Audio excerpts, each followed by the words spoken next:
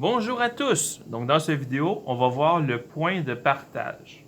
Donc il est possible de déterminer les coordonnées d'un point situé sur un segment, donc un segment par exemple ici le segment AB, à l'aide d'un certain rapport ou d'une fraction. Par exemple, si on connaît les coordonnées des extrémités d'un segment, il est possible de déterminer les coordonnées d'un point qui est situé au 3/5e d'un segment. Donc on va pouvoir donner à partir d'une fraction un rapport qui va nous permettre de déterminer quel point il y a entre deux points qui est à telle ou telle distance d'un seul point. Donc, il existe deux types de rapports pour exprimer un point de partage. Alors, il faudra être vigilant avec le vocabulaire employé. Il va y avoir deux façons principales de nommer les rapports de points de partage. Le premier, c'est avec une fraction qui est une partie sur le tout. Donc, par exemple, le point P est situé au 3/5e du segment AB. Donc, à partir du point A, je vais séparer en cinquième. Et c'est 3/5e, donc 1, 2, 3. Ça veut dire que le point P serait situé ici, parce que c'est au 3/5e du segment. Le point P est situé au 3/5e du segment BA, donc si je pars de B, 3/5e, ça m'amène ici. Donc ça, c'est quand on a une partie, de point P, pardon, c'est quand on a une partie sur un tout. Donc je sais que c'est 3/5e de tout le segment, donc ici j'ai 3/5e, ici j'ai 2/5e. Par contre, c'est possible avec un rapport 2-3. Qu'est-ce que ça veut dire un rapport 2-3? Ça veut dire que d'un côté de mon point, je vais avoir deux parties, et de l'autre partie de mon point, je vais avoir trois parties. Donc à partir de l'extrémité A, si je mets deux parties, je mets mon point, et qu'ensuite j'ai trois parties, j'ai un rapport 2-3.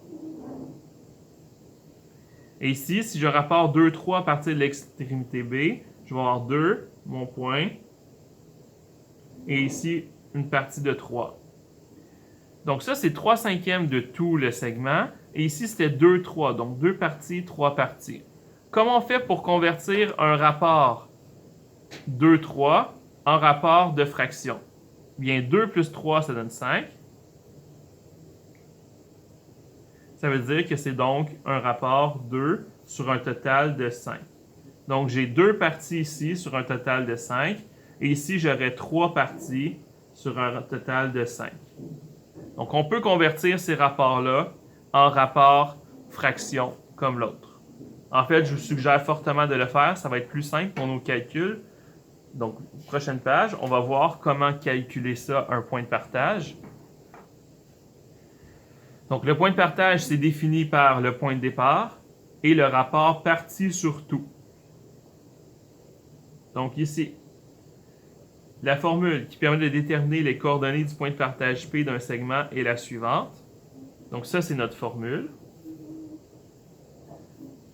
Qu'est-ce que je vais faire? Je vais vous analyser la formule avec vous un instant. Mon point, c'est un point XY. Donc, ici, tout ça, ça va me donner la valeur en X. Et tout ça ici va me donner la valeur en Y. Donc, comme c'est un point, il y a la partie X, la partie Y du point. Comment le premier point, c'est X1. Donc, c'est l'extrémité à partir du point de partage est exprimée, plus le rapport qui multiplie la différence entre les deux points. Et le Y, c'est la même chose. On commence avec notre premier Y, plus le rapport qui multiplie la différence entre les deux rapports. Donc, on va faire des exemples, ça va vous permettre de comprendre la formule. La formule, elle est très simple quand on la comprend, mais là, pour l'instant, je sais que ça a l'air mélangeant pour vous. Donc ici, soit le segment AB, dont les extrémités sont A, 2, 4 et B, 12, 24. Quelle est les coordonnées du point P qui c'est au 2/5e de AB à partir de A? Je vais écrire la formule, je vais voir que mon point. Comment je vais calculer mon point? Donc mon point, ça va être quoi?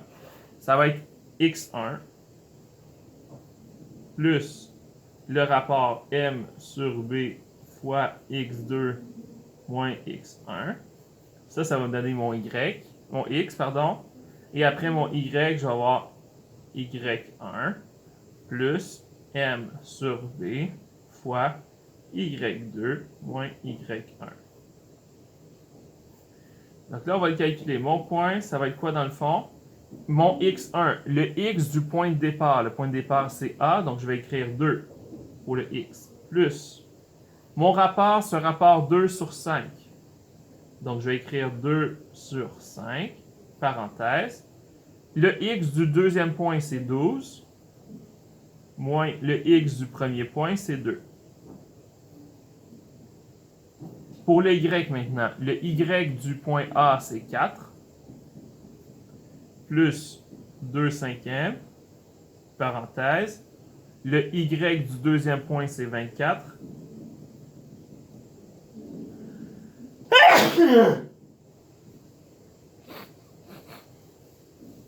Et le y du premier point, c'est 4. Je vais calculer. J'ai donc mon point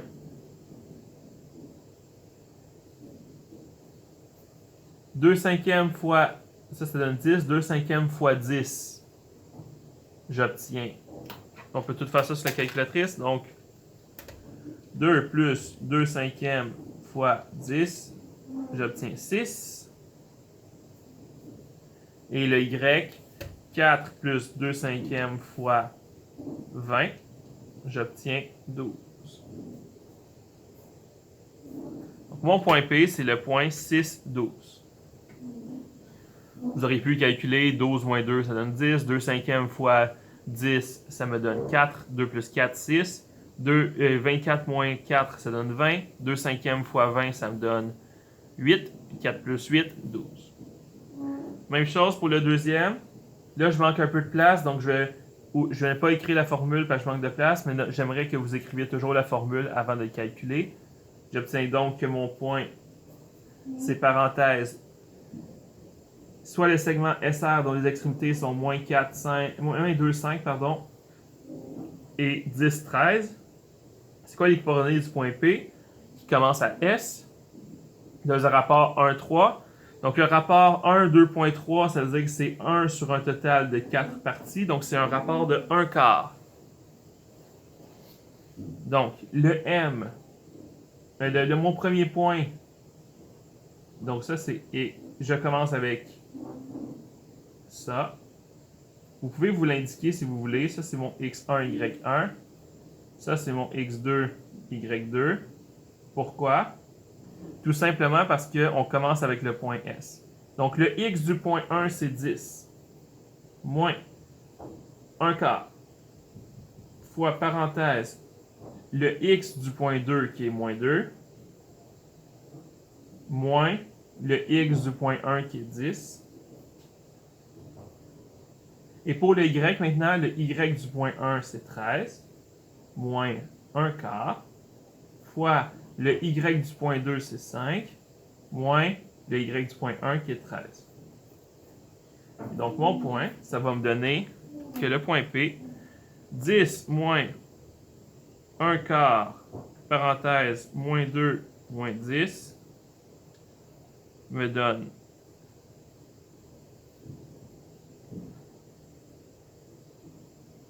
Est-ce que j'ai fait une erreur? Ok, on va le calculer. Moins 2, moins 10, ça devient moins 12. Donc, j'ai 10 moins 1 quart fois moins 12. Et pour le y, j'ai 13 moins 5 moins 13, ça devient moins 8. Donc, moins 1 quart fois moins 8.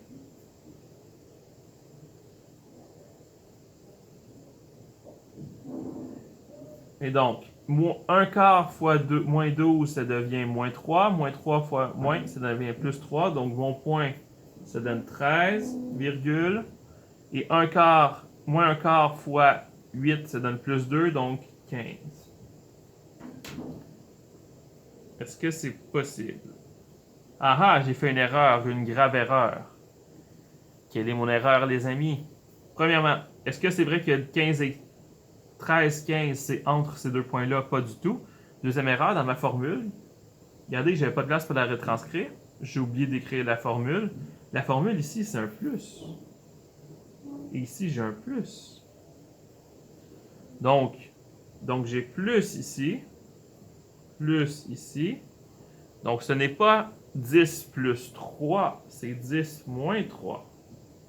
Et donc 10 moins 3, j'obtiens 7 pour le x. Et 13 moins 2,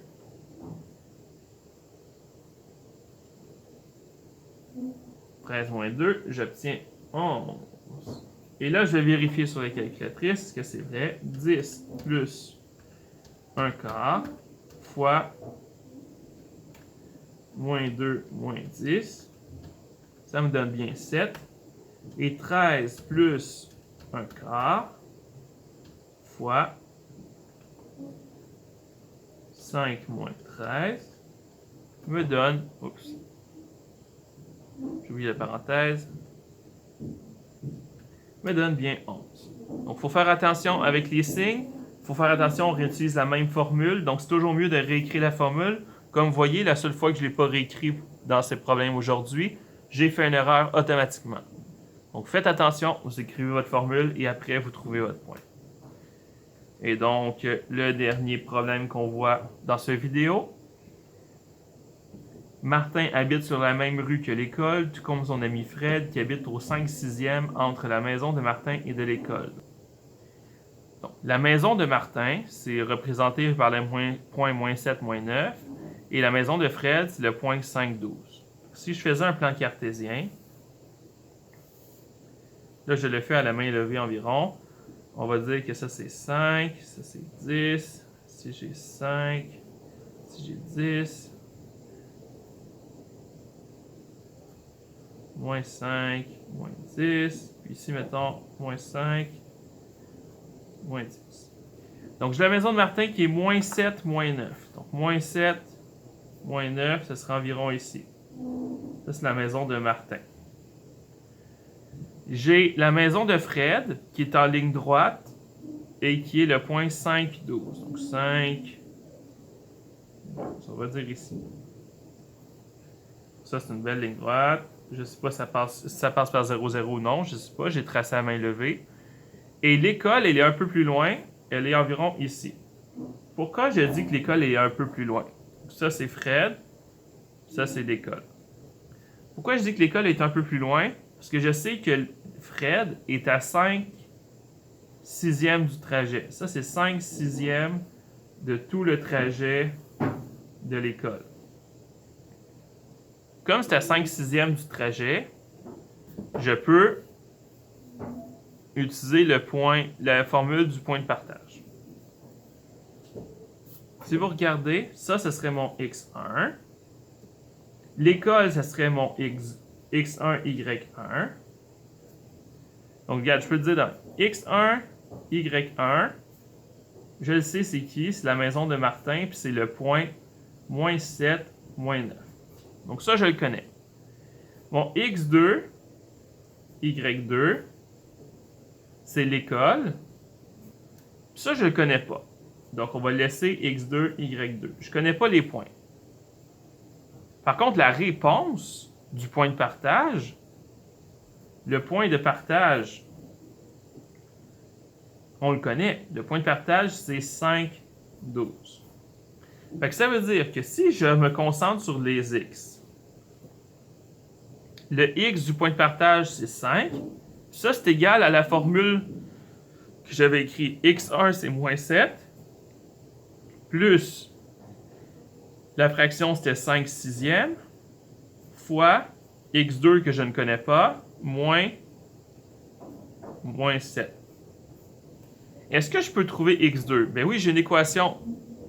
Donc, je vais le trouver, le x2. Donc, ici, j'ai 5 égale moins 7, 5 fois plus 5/6e de x.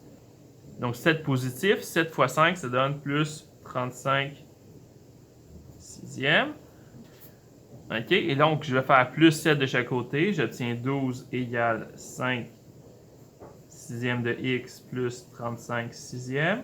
Je multiplie tout par 6 pour enlever les fractions. 12 fois 6, 72. 72 égale 5x plus 35. Je fais moins 35 de chaque côté. J'obtiens 37 égale 5x. Et 37 divisé en 5, j'obtiens 7,4 égale x. Donc, le x de mon école, ça serait à 7,4. Je vais faire la même chose pour le Y. Pour le Y de mon école. Donc ça, c'était X2. Je vais garder mon X2 tout le long. Donc le X2, c'est mon école. Et ensuite, pour le Y, même chose. Je connais que le Y du point P, c'est 12. Donc ça veut dire que 12, c'est égal à ma formule du point de partage. Le Y du point 1, c'était moins 9. Plus le rapport M sur B, c'était 5 sixièmes. Fois le Y du point 2 que je ne connais pas, moins 9. J'obtiens donc 12 égale moins 9 plus 5 sixièmes de X. Et 9 fois 5 plus 45 sixièmes. Je vais faire plus 9 de chaque côté. 12 plus 9, ça donne 21. 21 égale 5x sur 6 plus 45 sur 6. Je vais multiplier par 6 de chaque côté. 21 fois 6, 126 égale 5x plus 45. 126 moins 45, j'obtiens 81 égale 5x. Et donc 81 divisé par 5, j'obtiens 16,2 égal à mon Y2. Et là, pourquoi j'ai mis des X, je ne sais pas, je m'excuse. C'est l'habitude de faire de l'algèbre avec X, mais on va le faire avec des Y2 à la place. Pourquoi? Parce que c'était Y2 que j'avais au début. Et donc Y2, c'est 16,2. Ça veut donc dire que l'école, le point de l'école, c'est 7,4 pour le X et 16,2 pour le Y. Donc, ce que j'ai fait, c'est que je me suis basé sur la formule et j'ai fait de l'algèbre. Il y avait d'autres façons de le faire. Moi, c'était la façon que j'ai trouvée la plus simple. Mais vous utilisez la méthode que vous voulez. Donc voilà, le point de partage, tout se définit par notre formule. Et on a besoin pour ça du rapport partie sur tout. Bonne journée!